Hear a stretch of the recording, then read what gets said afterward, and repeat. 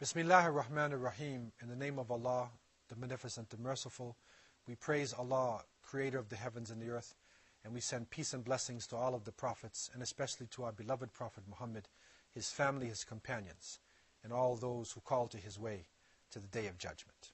And we begin with the greeting words of peace. Assalamu alaikum wa rahmatullahi wa barakatuh. The Prophet Muhammad, peace and blessings be upon him, sent his followers to the four corners of the earth. And over the centuries, there were high points for Muslims, and there were also low points. Muslims were kings and slaves. And in all different aspects of life, in different levels of testing, Muslims who practiced their faith were able to come to the surface, as followers of the greatest prophet who ever lived. It is reported in the European slavery that went across from the Atlantic, that as many as 30% of the slaves who came from Africa into the Americas and were taken as political prisoners to the Western Hemisphere were Muslims.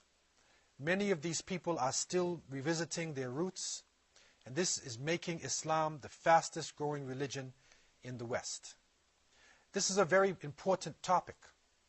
We need to go deep into what actually happened to the slaves to try to understand this phenomenon, because it is still influencing American society today. It still has a powerful impact upon the shaping of the minds of the younger generation and upon what is happening in the Western countries. Originally, when slavery was practiced in America and in this Western Hemisphere, the first slaves were actually the poor whites. But because they could identify with the masters, with the upper class, they refused to stay within a state of slavery. Slavery was then changed to the Red Indians, to the native people of America. But the native people were living on their land. And so they refused also to remain in slavery, and either they would sit down and refuse to move until they died, or they would fight to their death and they would escape. So the European colonialists at that time needed to have people who could easily be identified and also were familiar with the growing of cotton and sugarcane and living within a semi-tropical climate. And so they looked to the west coast of Africa to try to bring in slaves who would fit this role and who would propel the culture to give products for the industrial revolution that was about to happen. The first slaves were brought into the New World around 1518. And this was through the Portuguese and the Spanish, who gave out licenses in 1518. And then we find slaves coming in. After that point, we find then the Dutch, the British, the French, all of the colonial masters at the time were selling people as you sell chattel. And this slavery continued and increased until the point where millions of people were affected by it. And so we can say that through the slave trade and through what happened in what is called the Middle Passage in between Africa and the Americas, that millions of people actually met death and destruction, and Africa up until today has not recovered from this terrible genocide that went on. All tribes, all languages, all religions in West Africa were brought together and put onto the slave boats. Ashanti, Coromante, Yoruba, Igbo, Wolof. Amongst them were Muslims. Almost 1 in every 3 of the slaves being taken to America was Muslim. The Mandinka, the Fulani, the Hausa, and from the Yoruba and Ashanti, those who had accepted Islam also found themselves on the boat.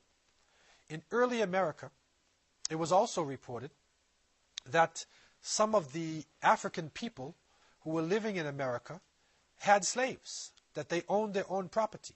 But in 1685, the Code Noir, the black laws were written, and in this this divisive legislature that was passed, every person of African descent became a slave.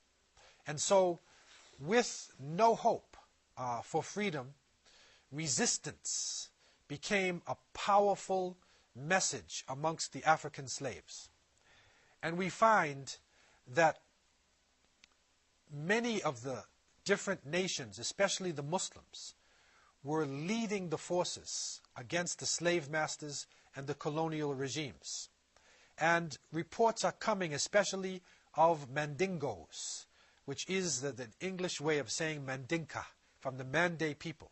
And we know that this is one of the largest language groups and cultural groups in West Africa. And they became the leaders of the resistance in many parts of the Caribbean and in South America. So we find, as some examples, in 1833, a female plantation owner, Gertrude Carmichael, she was living in St. Vincent and Trinidad in the Caribbean. She writes within her writings, and these are available today, that many Negro nations are not idolaters, but they are Mahometans. So she used this word Mahomet, which is a crusading word, a Middle Age terminology used for Muslims. Byron Edwards, in his famous History of the West Indies in 1794, he speaks about an old, faithful Mandingo servant. And when he describes him, he said he never forgot his morning or evening prayer. And he used to chant in a very shrill voice, La ilaha illallah. There is no God but Allah. Robert Madan, a British magistrate who went to Jamaica during the time when slavery was being abolished, he discovered a society of Muslims living in Jamaica.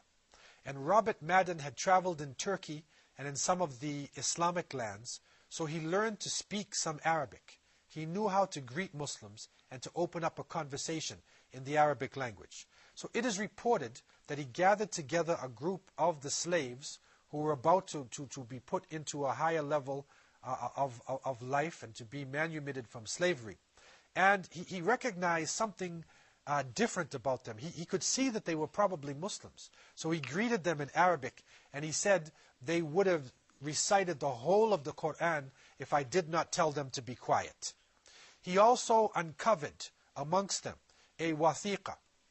He uncovered a document that was written in the Arabic language, and this wathiqa, or this document, became a very important piece, because what the document is speaking about, it is calling for jihad, and it becomes the basis of a great slave rebellion that happened in the years 1821 to 1822.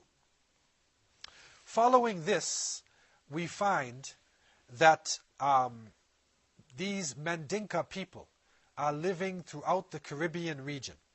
In Trinidad, the island of Trinidad, which is off the coast of South America, the Mandingo society is developed by the slaves, and this society is developed in order to free slaves, to take them out of bondage and to buy them, and to then allow them to live a free life.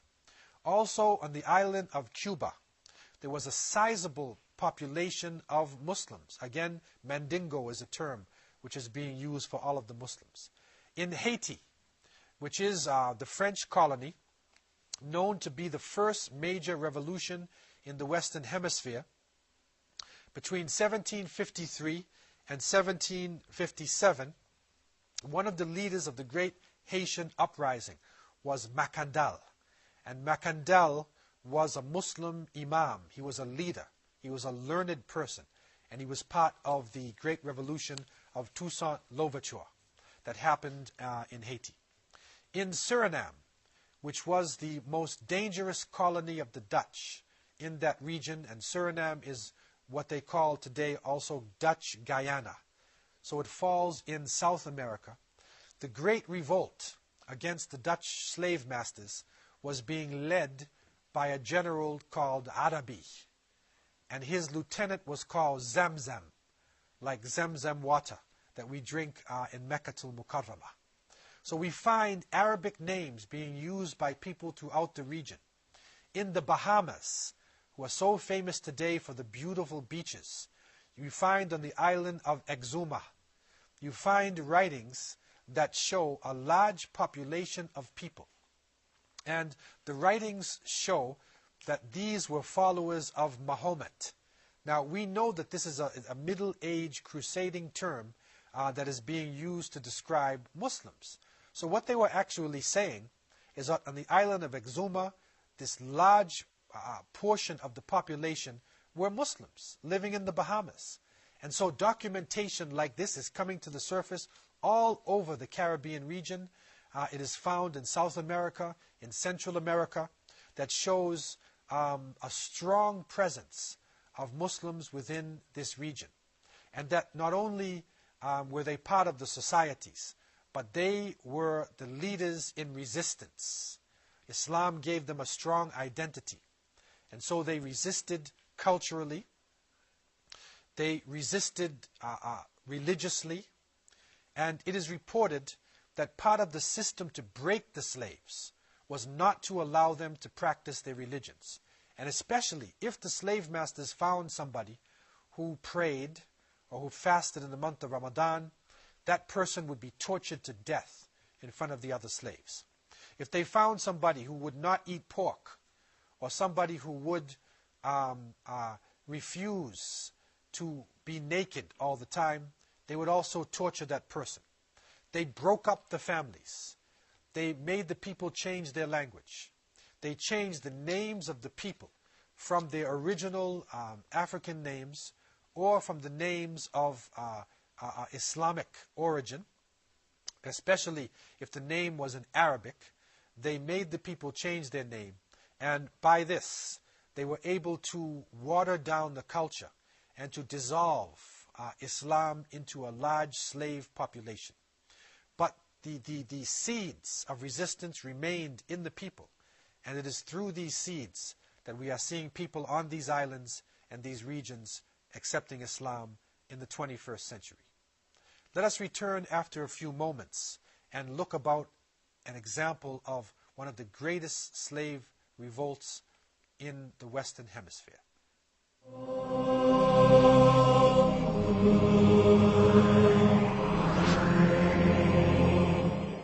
Subhanallah wa bihamdih, Subhanallah al-Azim, Subhanallah wa bihamdih, Subhanallah al-Azim.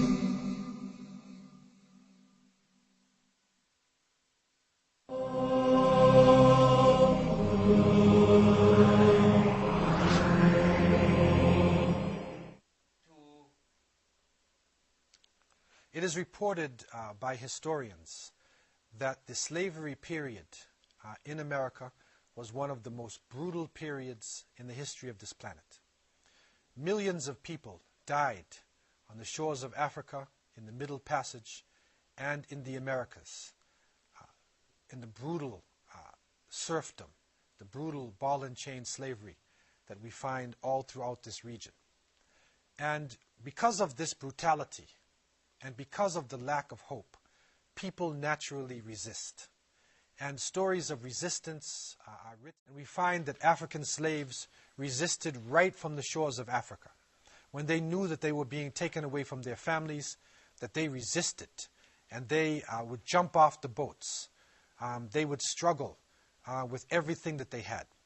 Also, we find that in the Middle Passage itself, we find that boats were taken over by the slaves, and the Amistad boat, the famous, well-documented boat, has come into popular literature and understanding. And this Amistad is an example of resistance of the slaves. And so this struggle continued right into the Americas. Muslims resisted in Jamaica, in Trinidad, in St. Vincent, in all regions within the Caribbean basin, in Central America, in the United States. There were different forms of slave revolts. There was in America Nat Turner, Denmark Vesey. There were so many different ways to resist. It is reported also a woman, Harriet Tubman, developed the Underground Railroad, where she enabled Muslims or African people to flee from the South into Canada. And so this became one of the greatest African resistance in the West. What concerns us here is to bring out an aspect of this resistance that in the past has been overlooked. And that is the presence of Muslims. It is now recognized that over 30% of the slaves brought to the Americas were Muslims. Now we are seeing documentation coming to the surface. We are seeing that Muslims maintained their culture of writing Arabic, that they maintained the ability to express the Quran, to express their Islamic culture, even though they were in a state of slavery. One of the most well-documented resistances that happened in the West was the case of Brazil. Brazil was a Portuguese colony that was developed in the early part of the slavery period, and it was known for its high production in sugarcane. From 1540 to 1570, the Indians, the native people of Brazil, were used in order to deal with the sugarcane, but they couldn't handle the pressure, and this was their original land. So they refused to submit and either would die on the plantation or they would escape. And so Africans were brought from the Senegambia region, from Benin, coming down from Nigeria and that part of West Africa, and also from Angola.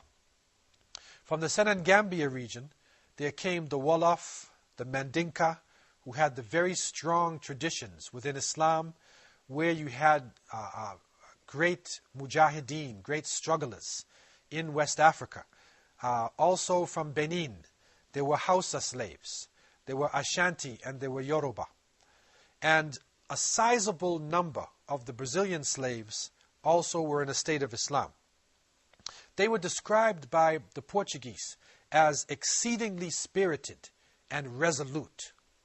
They were also described as the most intelligent element amongst the imported Africans, because many of them could read and write the Arabic language. So amongst the slaves that came to Brazil, and this is a special phenomena that happened in Brazil, and we don't find it like this anywhere else in the Americas. There were a number of imams and teachers called malams amongst the slaves. And so they were able to unite the tribes, and they were able to actually concentrate themselves into Islamic communities. The main section of the Muslim population in Brazil was a province called Bahia. And in the Bahia section, the Muslims were well known for their personalities and the way that they conducted themselves. It is said that the Muslims would get up early in the morning, they would go to bed early, they lived a quiet life, they were very reserved in their conversations, they lowered their gaze, restrained their glances, they did not lie, they did not drink alcohol, they practiced polygamy, they had more than one wife. But one interesting aspect about the Muslims there, and it shows the strength of the imams, they did not allow the men to beat their wives. And so from that, a culture develops, a culture of justice develops, and the women within the Islamic community of Brazil were powerful also and involved in the struggle. The imams and the malams, the teachers, were able to carry out the different Islamic rituals.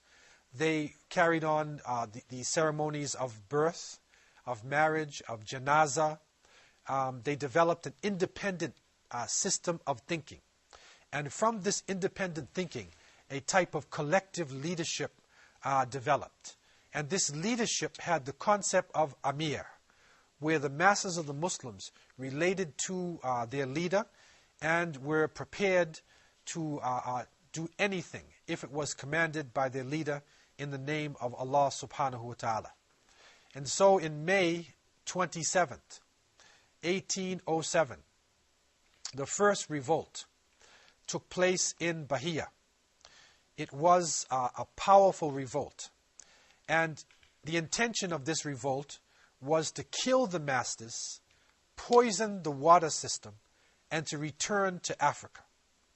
But unfortunately, spies, weak-minded hypocrites, munafiqeen, in the ranks of the Muslims, gave the information over to the authorities. And the government then waited for the revolt, and just before it was about to take place, they suppressed it and they killed the leaders. But they took some of the people who were involved in it and they put them on boats and they sent them back to Africa. The second major revolt was in 1814, between 1814 to 1816. This was a spontaneous revolt. It was not organized in the way of the first revolt. And because of this lack of organization and the spontaneous nature of the revolt, they were able to kill many of the masters, and they were able to capture certain sections of the land, but they were eventually put down, and many of their ringleaders were either killed or sent back to Africa. The largest revolt took place in 1835, and this is known as the Great Revolt of the Malays.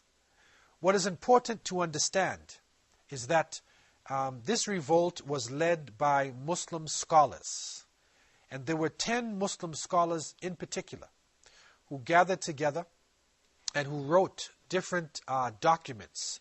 They would send the wathiqa to the other people, and you can see a document here which is actually from Brazilian Muslims, written in the Arabic language. And so the leaders of these revolts came from different parts of West Africa. The well-known Sheikh Dandara was a Hausa Muslim. Sheikh Sanim was a Yoruba Muslim. Malam Abu Bakr Ahuna was also a Yoruba, and he was the most well-known person of the revolt, and also Malam Bilal. He was also Yoruba and a well-known person within the revolt. What happens now in this concentration, that we find a powerful force coming out of the Muslims. They literally had developed masjids. There were 20 known masjids in Salvador, which is like the capital of Bahia. And they gathered together within the masjids, and they established special meeting places, like diwans, or special places where they would gather together in order to discuss the revolt. And so, through these secret meetings and their connection with their Amir, and by communicating in the Arabic language and taking a special oath from the people, they were able to spread the word of a large revolt far and wide, and it was not detected by the authorities. They chose Ramadan as the date of the revolt. And but unfortunately, again, munafiqeen came into the picture, and they informed the government authorities about this upcoming major revolt of the Malays that was to take place. Even so, a strong fight continued, and the Muslims were able to take the struggle all throughout the countryside. They were able to conquer certain sections within Salvador, but because of the technology, the weapons, and the organization of the Portuguese army, the revolt was actually eventually put down, and a mass deportation happened, where many of the leaders and many of the people involved in the revolt, instead of just being killed, they were put on boats and they were sent back to West Africa. And it is interesting today that in Lagos, in Nigeria, you can pray in a Brazilian masjid. So you can make your salat in a mosque that was built by Brazilian Muslims who were captured, struggled for their independence, and eventually returned to West Africa, and they built masjids within a major West African city. What this revolt showed was the fact that even under the most difficult circumstances, Islam was able to unite different tribal groupings. It also showed the spirit of struggle that Muslims were maintaining, especially those who were reading directly into the Book of Allah and following the Sunnah traditions of the Prophet Muhammad, peace and blessings be upon him. These revolts that are happening in the early part of the 19th century, the ones that are happening in the 1814 and then going up to 1835, they coincide with the great Hausa Fulani revolutions that were going on in West Africa. Sheikh Uthman Den Fodio, Rahimahullah, of Sokoto, of northern Nigeria and Hausa land, was a great scholar who succeeded in uniting his people and overthrowing the authorities in Hausa land and developing an Islamic state of over 250,000 square kilometers. So the spirit of the Sheikh coming out of his literature and the people who were captured and unfortunate in slavery still showed out, even though they were thousands of miles away in Brazil. And so today when you see a Brazilian and you see the spirit that they have, and the young people are watching the Brazilians in soccer and they see the strong spirit, recognize that a good percentage of Brazil are Muslims, and there are hundreds of people who are coming into Islam today in Brazil.